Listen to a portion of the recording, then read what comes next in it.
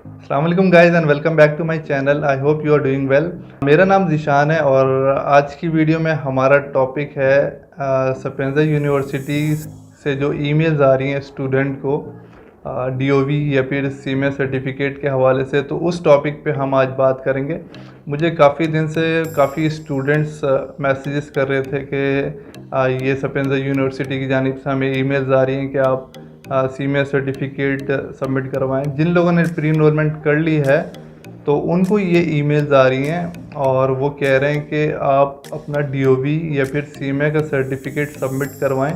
हम आपकी एप्लीकेशन को ओपन कर रहे हैं। आप जब आपके पास जब ये डॉक्यूमेंट आ जाएगा तो आप इस डॉक्यूमेंट के साथ अपनी प्री इनरोलमेंट को दोबारा से कंप्लीट करके सबमिट करें ताकि उसके बाद हम इवैल्यूएशन कर सकें। तो गाइज़ ये बात बिल्कुल सच है। हाँ, सपिएंजा यूनिवर्सिटी प्री इनरोलमेंट के लिए आपकी डीओवी या फिर सीएमए का सर्टिफिकेट मांग रही है। वो लोग यही रिकमेंड कर रहे हैं कि अगर डीओवी में आपको टाइम लग रहा है तो आप सीएमए का सर्टिफिकेट सबमिट करवा दें।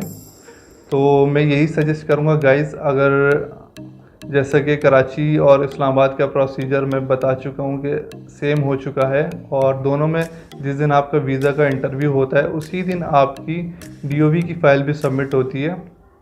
तो जब आपके पास डीओवी होगा नहीं तो आप प्री इनरोलमेंट कैसे करेंगे? प्री इनरोलमेंट नहीं होगी आपकी तो फिर आपका डेटा यूनिवर्सिटी के पास कैसे जाएगा और एम्बेसी के पास कैसे जाएगा और आप अपॉइंटमेंट कैसे लेंगे? तो गाइज़ ये सिचुएशन बिल्कुल फंस चुकी है और काफ़ी लोग जो सपिएंजा यूनिवर्सिटी के स्टूडेंट हैं सारे कंफ्यूज है इसमें। तो यहाँ पे दो ही सलूशन है।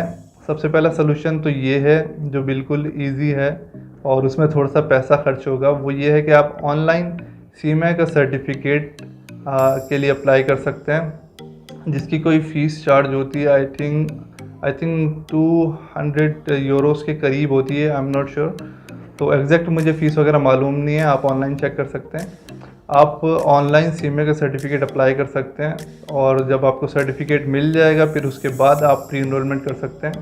पहला तो ये सलूशन है। दूसरा सलूशन ये है कि जितने भी सपिएंजा यूनिवर्सिटी के स्टूडेंट हैं वो सब मिलके एक ईमेल करें सपिएंजा यूनिवर्सिटी को कि हमारा एम्बेसी में ये इशू है कि हमें डीओवी बाद में अप्लाई करना होता है और हमें डीओवी बाद में मिलता है वीज़ा के। तो इसलिए हमें मुश्किल पेश आ रही है कि हम डीओवी सबमिट नहीं कर सकते।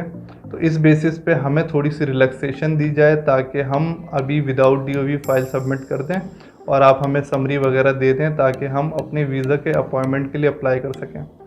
तो वह सब ने मिल के यही ईमेल सपिएंजा यूनिवर्सिटी को करनी होगी ताकि उनकी जानिब से हो सकता है कोई रिलैक्सेशन मिल जाए।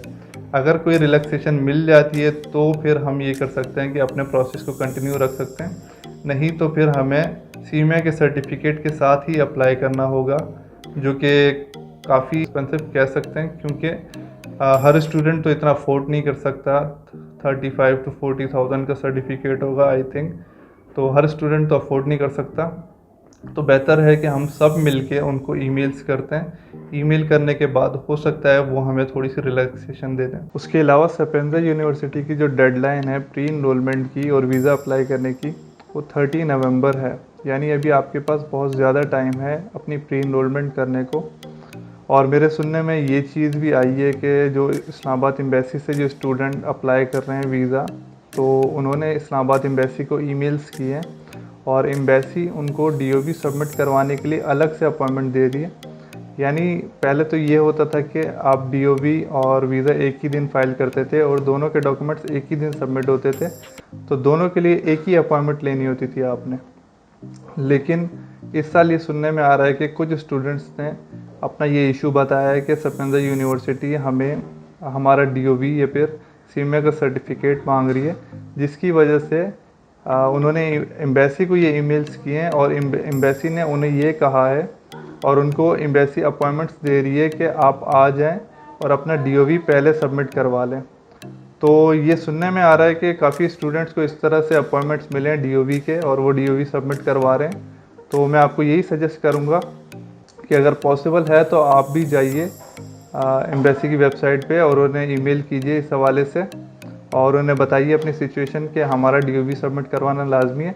तो वो आपको भी इस तरह से अपॉइंटमेंट देंगे डीओवी सबमिट करवाने का, ताकि आप अपने डीओवी को सबमिट करवा सकें टाइम के ऊपर। और कराची कौंसलेट वालों ने भी ईमेल्स की थी कौंसलेट को, लेकिन कौंसलेट वालों ने डायरेक्ट मना कर दिया कि आपने अपना जो DOV है वो अपने वीज़ा फ़ाइल के साथ ही सबमिट करना है।